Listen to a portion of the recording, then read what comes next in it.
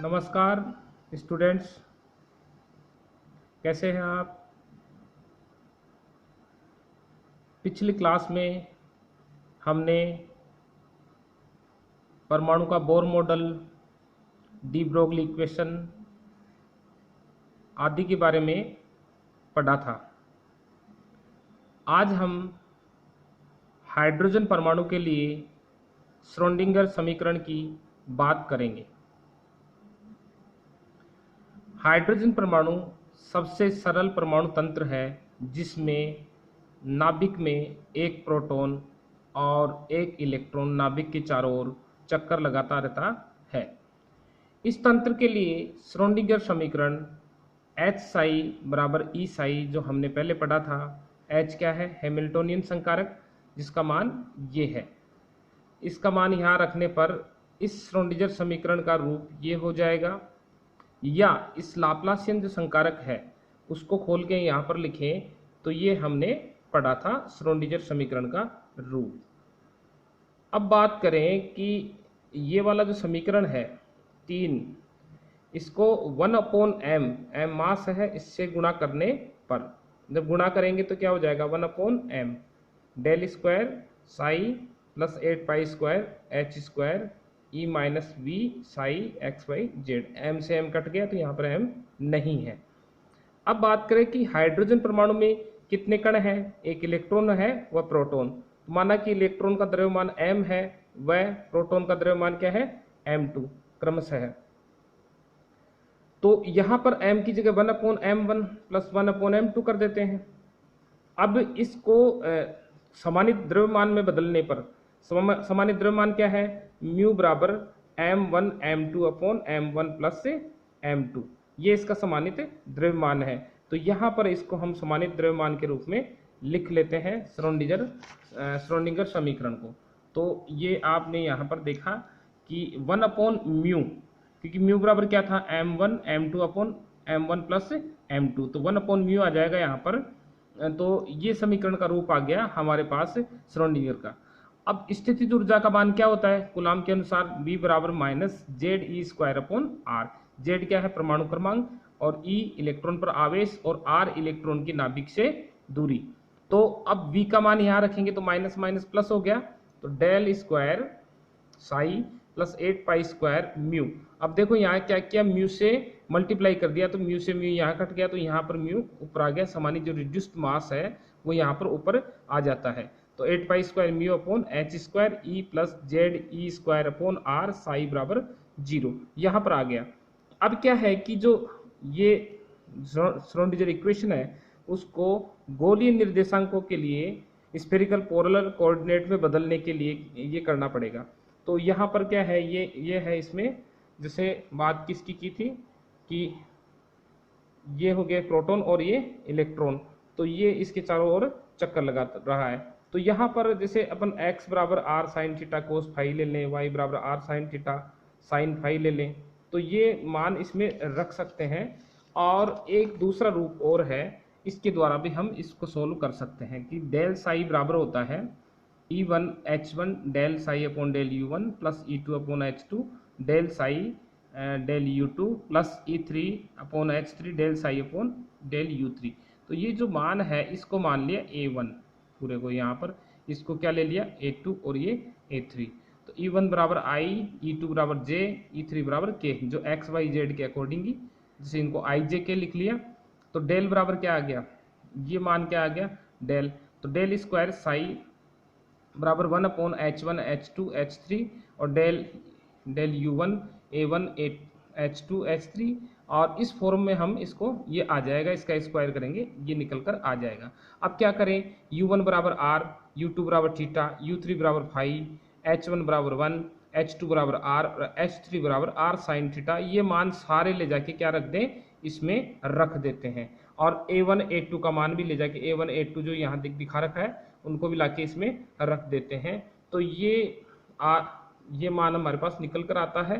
और आगे ये U1 U2 U3 इनके मान भी हम रख देते हैं। तो डेल स्क्वायर साई का मान हमारे पास आता है 1/r स्क्वायर साइन थीटा, और del upon del r, r square sine theta, del psi upon del r, plus del upon del theta sine theta del psi upon del theta plus D del upon del phi 1 upon sine theta और del psi upon del phi. तो ये हमारे पास निकल कर आ जाता है। तो ये किसका मान आ गया, डेल स्क्वायर साई का मान आ गया। तो अब जो समीकरण था अपने पास डेल स्क्वायर साई, अब क्या करें, इसको अंदर गुणा करके लिख दिया तो 1 अपॉन आर स्क्वायर, ये मान यहाँ पर हमारे पास से आ गया। अब क्या करें कि जो ये मान है उस समीकरण में जो भी बात कर रहे थे हम उसमें ले जाके रख देते हैं। तो ये जो श्रोडिंगर हाइड्रोजन एटम है उसके लिए ये श्रोडिंगर समीकरण का रूप निकल कर आता है 1 अपॉन आर स्क्वायर और ये सारा मान और plus 8 pi square mu upon H square plus E plus Z E square upon R psi, ये निकल कर आता है। अब जो ये हाइड्रोजन अथवा हाइड्रोजन जैसे अन्य परमाणु जैसे He+2 और लिथियम +3 ऐसे एटम्स के लिए ये श्रोडिंगर समीकरण है। ये तीनों गोलीय निर्देशांकों पर आश्रित है। अब चर राशियों का जब पृथक्करण करते हैं कि इनको सेपरेशन वेरिएबल्स का करते हैं तो 3 समीकरण निकल कर आती है। फाई समीकरण del square Z upon del phi square plus M square Z बराबर 0 और थीटा समीकरण 1 upon sine theta del upon del theta sine theta del Y upon del theta plus beta minus M square sine square theta Y बराबर 0, ये निकल कर आता है। और तीसरी समीकरण आर, जिसको रेडियल इक्वेशन कहते हैं, कि जो आप ये सामने आपके ये दिख रही है, इसको रेडियल कैसे कि जो श्रोडिंगर इक्वेशन है उसमें वेरिएबल्स का सेपरेशन करते हैं, उससे ये हमारे पास निकल कर आता है। अब बात करें, ये हमारे पास समीकरण आ गया और अब एक पॉइंट बात करते हैं क्वांटम संख्या एवं उनका महत्व। तो क्वांटम संख्या कहाँ से प्राप्त हो रही है, श्रोडिंगर समीकरण से प्राप्त हो रही है। तो फाई समीकरण का जो हल करते हैं तो उससे चुंबकीय क्वांटम संख्या का मान निकल कर आता है। तो ये फाई समीकरण था जो भी आपने पीछे देखा, del square Z upon del phi square plus M square Z. यह समीकरण एक विमीय बॉक्स में कण के समान है, अतः इसका हल जेड फाई बराबर सी ई की power plus minus I M phi, और यहाँ सी क्या है, कांस्टेंट है। तो सी का जो मान है, जेड क्या है, एकलमानी होना चाहिए, और चूंकि फाई और फाई प्लस 2 फाई एक ही अक्षीय तल को निरूपित करते हैं तो फाई के मान में 2 पाई का परिवर्तन करने पर फाई अपरिवर्तित रहना चाहिए। तो जेड बराबर सी ई की पावर आई एम फाई बराबर सी ई की power I M phi plus 2 phi.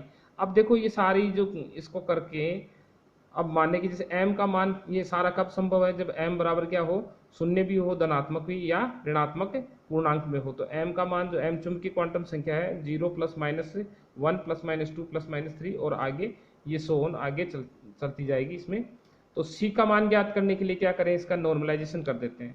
तो नॉर्मलाइजेशन करने के लिए 0 से 2 पाई के मध्य कर देते हैं। तो ये नॉर्मलाइजेशन की कंडीशन लगाई और z की जगह ये हमने लिखा और ये निकल कर हमारे पास ये आ जाता है। और ये देखो सी स्क्वायर डी पाई बराबर 2 पाई सी स्क्वायर बराबर 1, तो सी बराबर 1 अपॉन 2 पाई रूट 2 पाई आ गया। तो अब इस जेड फाई में वहाँ सी का मान ले जाके रख देते, तो 1 अपॉन रूट 2 पाई ई की power plus minus I M phi. तो एम बराबर वही जो आप 0 plus minus 1 plus minus 2 dash dash dash. तो एम क्या है, चुंबकीय क्वांटम संख्या है जो परमाणु को चुंबकीय क्षेत्र में रखने पर इलेक्ट्रॉन के व्यवहार से संबंधित है। यह परमाणु में कक्षकों के अभिविन्यास के बारे में बताती है। जब m का मान क्या होगा, 0, तो s कक्षक के लिए m का मान 0 है, तो s का एक ही ओरिएंटेशन पॉसिबल है, गोलाकार, जो आपके सामने ये मैंने बता रखा है, ये गोलाकार स्फेरिकल होता है। और m का मान जैसे प्लस माइनस 1 है तो उसके 3 ओरिएंटेशन हो सकते हैं, जैसे p कक्षक के लिए P X P Y P Z, तो प्लस 1 0 माइनस 1। ऐसे डी के लिए m का मान प्लस माइनस 2, तो d कितने हो सकते हैं, 5 ओरिएंटेशन हो सकते हैं, जो आपके सामने ये D X square minus Y square D Z square D X Y D Z X D Y Z. तो ये मान हमारे पास ये निकल कर आते हैं। तो m के द्वारा हम इसकी क्या निकाल सकते हैं, ओरिएंटेशन के बारे में पता करते हैं। अब जो दिग्गज वाई समीकरण है उसका हल देखते हैं। तो वाई समीकरण क्या था, 1 upon sine theta del upon del theta sine theta del Y upon del theta plus beta minus M square sine square theta Y बराबर 0। अब इसको जो बीटा का मान है एल प्लस 1 है, जहाँ एल बराबर 0 1 2 3 रखने पर, तो ये हमारे पास ये निकल कर आ जाता है। और आगे जो ये समीकरण है इसका हल सैचरी लीजेंड्री फलन है एसोसिएटेड लीजेंड्री फंक्शन से करने पर, और अंतिम हल इसका निकल कर आता है वाई थीटा बराबर एन पी एल एम कोस पावर एम कोस थीटा। और एन क्या है, इस नॉर्मलाइजेशन कांस्टेंट है, तो इसको सीमा प्रसामान्यकरण के प्रतिबंध द्वारा प्राप्त किया जा सकता है। तो एन बराबर 2l plus 1/2 multiply L minus M का factorial upon L plus M का फैक्टोरियल और रूट इसका सारे का रूट। तो इस बराबर वाई थीटा बराबर ये निकल कर आता है। तो एल का यह तभी संभव है जब निम्न शर्तें पूरी हो, एल बराबर 0 1 2 3 या एम बराबर 0 + -1 ± 2। तो एल के प्रत्येक मान के लिए जो एम का संगत मान क्या होगा, प्लस माइनस से एल होता है, बराबर 2l + 1, ये कंडीशन होती है। तो वाई समीकरण से क्या निकल कर आया, दिग्गंशी क्वांटम संख्या, जिसको एजिमुथल क्वांटम संख्या कहते हैं। तो ये किसके बारे में बात करती है, सब सेल के बारे में बात करती है। जैसे एल का मान 0 है तो एस होगा, 1 है तो पी, 2 है तो डी, 3 है तो एफ। तो ये इसका सब सेल के बारे में बात करती है। अब आर समीकरण है जो मुख्य क्वांटम संख्या को दर्शाता है। तो आर समीकरण आपके सामने ये लिखा हुआ है, आर समीकरण है, और इसको आर एन एल, आर बराबर एन एन एल ई की पावर -12 ई की पावर एल एल की पावर 2l + 1 सुपरस्क्रिप्शन, और सबस्क्रिप्शन में इसमें n + 1 l। तो ये जो कुल मिला के जो रेडियल इक्वेशन है, ये मुख्य क्वांटम संख्या के बारे में बात करती है। इसके हल से क्या निकल कर आता है, मुख्य क्वांटम संख्या निकल कर आती है। तो और मुख्य क्वांटम संख्या क्या, n बराबर 1 2 3, और यहाँ से हम त्रिज्या का मान निकाल लेते हैं। l का मान ये है 2z/na0 r। तो अब देखो जो मुख्य क्वांटम संख्या है, मुख्यतः किसकी बात करती है, एक तो ये बात करती है साइज की, कि एटम का साइज क्या होगा, और ऊर्जा की बात करती है। जैसे जैसे n का मान बढ़ता है ऊर्जा का मान बढ़ता है, तो k l m n में n की ऊर्जा, इस क्रम में ऊर्जा बढ़ती है। और ये मुख्य कोश के बारे में बात करती है। तो जैसे n का मान 1 है तो कौन सी सेल होगी, k, उसमें इलेक्ट्रॉन की संख्या क्या होगी 2, और l का मान इसके लिए 0, ऑर्बिटल 1s, और n बराबर 2 है तो कितने इलेक्ट्रॉन होंगे उसमें 8, और 2n² के अकॉर्डिंग हो जाएंगे। ऐसे 3 है तो 18 32, तो ये हो गया k l m n, ये कोस हो गए। तो कुल मिला के जो मुख्य क्वांटम संख्याएं हैं तो उनका वो कहाँ से प्राप्त होती है, श्रोडिंगर इक्वेशन के हल से।